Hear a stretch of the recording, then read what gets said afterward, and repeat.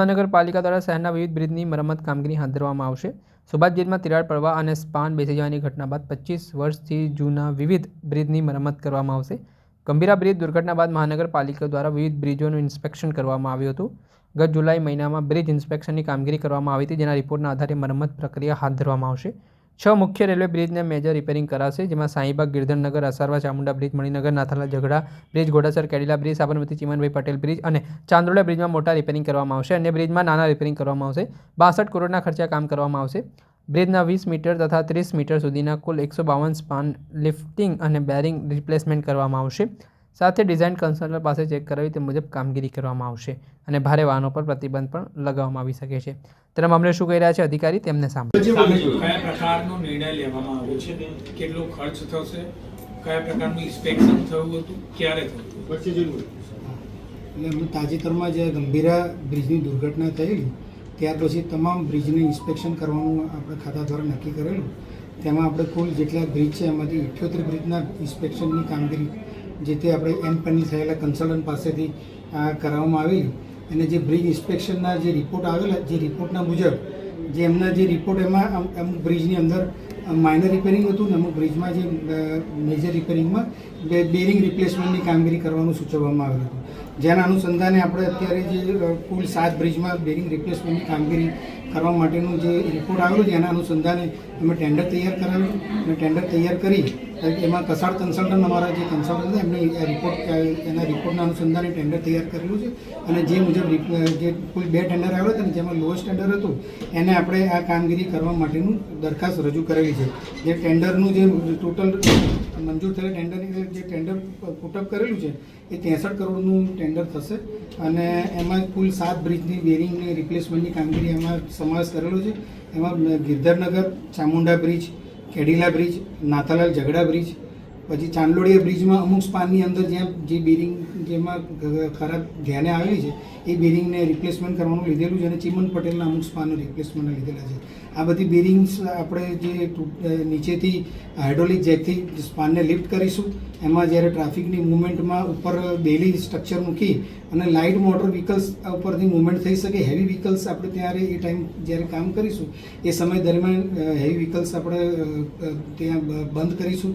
બ્રિજને traffic માટે બંધ કરતા નથી, ટ્રાફિક ચાલુ રહેશે. અને જે લિફ્ટિંગ કરીશું એમાં જૂની બેરિંગ કાઢી અને નવી બેરિંગ રિપ્લેસ કરીશું. હાઇડ્રોલિક જેકથી આને લિફ્ટિંગ કરવાનું છે. અમુક બ્રિજની નીચે જ્યાં દુકાનોને આવેલી છે એ દુકાનના અમુક જગ્યાએ જે એના જે સ્ટ્રક્ચર્સ છે જ્યાં ચણતરને એવું દૂર કરી અને જ્યાં જરૂરિયાત પ્રમાણે એને ખોલી અને પછી નીચે આપણે માલસામાન લઈ જઈશું અને લિફ્ટિંગ કરી અને કામગીરી પૂર્ણ થાય ત્યારબાદ એને આપણે ફરી જે એઝ ઇટ ઇઝ જે પ્રમાણે આપણે એને દિવાલોને બનાવી આપીશું. એટલે જેમ જેમ કામ પૂર્ણ થશે એ પ્રમાણે આપણે બ્રિજને આપણે કામ ચાલુ રાખીશું એ રીતે. અને એની સાથે સાથે જે માઇનર રિપેરિંગ પણ જ્યાં જરૂરિયાત હશે એ બધી કામગીરી ટોટલ પૂર્ણ કરીશું. આ બેરિંગની જે ગેરંટી છે લગભગ અમે 15 વર્ષની આપણે ટેન્ડરમાં લીધેલી છે. નોર્મલી મેન્યુફેક્ચર 25 વર્ષ સુધીની ગેરંટી આપે છે. એટલે કોન્ટ્રાક્ટરને આની અંદર જે બી આ જે કામ પૂર્ણ થયા પછી એને 15 વર્ષ સુધી સંપૂર્ણ જવાબદારી કોન્ટ્રાક્ટરની રહેશે. અને જ્યારે કામ કરીશું ત્યારે કોઈપણ જાતનું ઇન્સિડન્ટ થાય, એક્સિડન્ટ ના થાય કે કંઈ પણ બીજું કંઈ એનું પ્રોટેક્શન માટેનું આપણે ઇન્સ્યોરન્સ લીધેલો છે આનીમાં. એટલે એની ઇન્સ્યોરન્સનું ટોટલ જેટલી બી આની કોસ્ટ થશે બ્રિજની એટલો ટોટલ ઇન્સ્યોરન્સ કોન્ટ્રાક્ટરને બેર કરવાનો થશે. અને એ પ્રમાણે આપણે કામગીરી હાથ ધરવામાં આવનાર છે. ખાસ તો 25 વર્ષની આ બ્રિજ હવે આ જ્યારે કામગીરી મંજૂર થશે ટેન્ડર એના લગભગ એકાદ મહિનામાં આપણે એનું માઇનર રિપેરિંગની કામગીરીની અરેન્જમેન્ટ ચાલુ કરીશું. અત્યારે જેને ડિઝાઇન પ્રમાણે જેટલો લોડ આવશે એ લોડ પ્રમાણેની બેરિંગની ડિઝાઇન થશે. એ બેરિંગની મેન્યુફેક્ચરિંગમાં લગભગ 1 થી 1.5 મહિના જેવો સમય જશે. અને ત્યાર પછી આપણે આની રિપેરિંગની કામગીરી ચાલુ કરવામાં આવશે. કેટલા સ્ટ્રક્ચર, કેટલી દિવાલો તોડવાની જરૂરિયાત છે, કેટલી દુકાનો એ થોડું કહી દો. એટલે જ્યારે કામગીરી શરૂ કરીશું ત્યારે અમે એસ્ટેટ ડિપાર્ટમેન્ટને આના સંપર્કમાં રાખેલા છે. જ્યાં જરૂર પડશે એ પ્રમાણેથી ખોલી આપશે આપણને. અને અમારે જ્યાં બ્રિજની નીચે જે આ બ્રિજ જૂના છે એમાં કોઈ જગ્યાએ હાઇડ્રોલિક જેક કે એને કોઈ જગ્યા નહીં મળે તો એની માટે નીચેથી અમારે ટ્રસલથી સપોર્ટિંગ સ્ટ્રક્ચર ઊભા કરી અને અમુક સ્પાન લિફ્ટિંગ કરવાની કામગીરી જરૂરિયાત થશે. એની માટે અમે એસ્ટેટ ડિપાર્ટમેન્ટને અગાઉ બી આશરે 3 માસ પહેલાં અમને જાણ કરેલી છે. અને તેઓએ પણ કીધું જ્યારે તમે કામગીરી ચાલુ કરો એના તુરંત જ એમ કે અમે ત્યાં જે નીચેનો ગોડાઉન એ અમે ખાલી તુરંત કરાવી દઈશું એ પ્રમાણે અમે બાંહેધરી આપેલી છે. એટલે જેવું અમે ચાલુ કરીશું અને અત્યારે અમે ટેન્ડર મંજૂર થશે તરત એમના સંપર્કમાં રહી અને જ્યાં જરૂરિયાત હશે જ્યાં કામગીરી શરૂ કરવાના છે એ જગ્યા ઉપર એમને સ્પાન ખાલી કરવા માટે અંડર ગોડાઉન ખાલી કરવા માટેનું જાણ કરીશું કે તરત ખાલી કરી આપશે.